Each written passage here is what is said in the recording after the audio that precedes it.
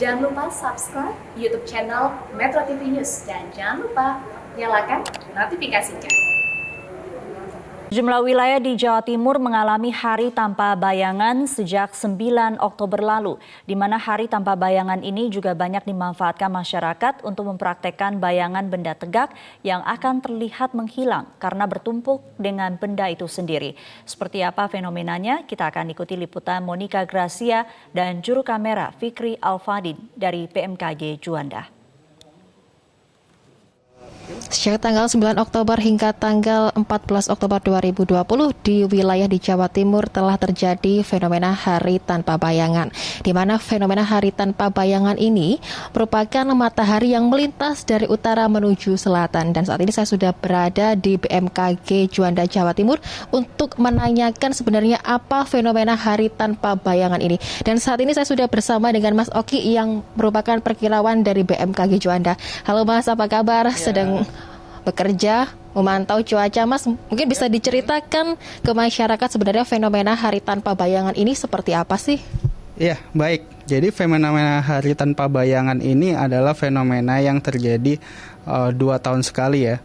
Karena fenomena tanpa bayangan ini terjadi akibat gerak semu harian matahari, di mana kita tahu gerak semu harian matahari, matahari bergerak seolah-olah ke utara sedikit ke 20 hingga ke 23,5 derajat lintang utara. Kemudian dia akan bergerak ke selatan melintasi khatulistiwa dan bergerak ke lintang selatan 23,5 derajat, dan itu merupakan sebuah siklus dari gerak semu harian matahari, sehingga terdapat 2 kali, di mana untuk seperti kita ketahui untuk kemarin Jawa Timur dari mulai tanggal 9 khususnya di wilayah Tuban hingga tanggal 13 Oktober di wilayah Banyuwangi dan wilayah selatan Jawa Timur lainnya secara bergantian mengalami fenomena hari tanpa bayangan, atau biasanya kita menyebutnya dengan nama kulminasi utama. Jadi di mana matahari itu, gerak semu harian matahari itu tepat berada di atas kita, sehingga seolah-olah kita tidak ada bayangan begitu. Sebenarnya untuk secara nasional sendiri hari tanpa bayangan ini sudah terjadi mulai bulan apa sih Mas, dan diperkirakan akan berakhir hingga bulan apa, dan setelah di wilayah Jawa Timur nantinya dapat dilihat oleh masyarakat di bagian wilayah mana?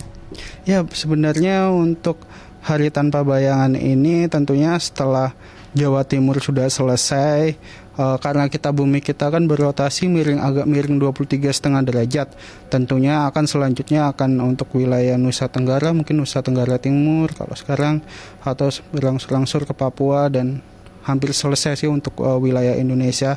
Kita tahu kalau untuk di ekuator sendiri, sekitar ekuator sendiri sudah biasanya berlangsungnya di 23 September yang lalu. Jadi memang di bulan Oktober ini diperkirakan untuk wilayah Indonesia sudah pasti semuanya akan mengalami hari tanpa bayangan. Gitu. Mas, sebenarnya apakah hari tanpa bayangan ini juga mempengaruhi faktor cuaca jika hingga saat ini tuh Surabaya terutama sangat panas dan masih belum ada hujan dengan intensitas yang tinggi? Sebenarnya kalau faktor cuaca tidak ada yang signifikan pengaruhnya antara hari tanpa bayangan dengan faktor cuaca. Mungkin yang dirasakan hanya di suhunya. Kalau misalkan kita dalam kondisi tidak ada awan, tentunya pasti kondisi suhu akan terasa lebih panas daripada hari-hari sebelumnya. Nah, begitu juga ketika hari tanpa bayangan sudah selesai, maka berangsur-angsur untuk suhu kemudian akan menurun dengan catatan kondisi yang sama, tidak ada tutupan awan. Kalau ada tutupan awan ataupun terjadi hujan seperti beberapa wilayah di wilayah Jawa Timur seperti kemarin ada di Jember, Malang, itu hari tanpa bayangan tentu saja tidak akan berdampak terhadap kenaikan suhu udara gitu. Oh ya Mas, untuk yang terakhir nantinya bisa dinikmati oleh masyarakat lagi hari tanpa bayangan ini kapan Mas, dalam waktu dekat ini? Hari tanpa bayangan untuk dalam waktu dekat tentunya kita baru saja, tentunya pasti baru akan terjadi lagi untuk di 6 bulan berikutnya. Karena ini adalah siklus untuk 1 tahun terjadi 2 kali. Mas, terima kasih atas wawancaranya, dan demikian wawancara kami bersama dengan BMKG Juanda dari Surabaya, Monica Gracia, Fikri Alfadin, Metro TV.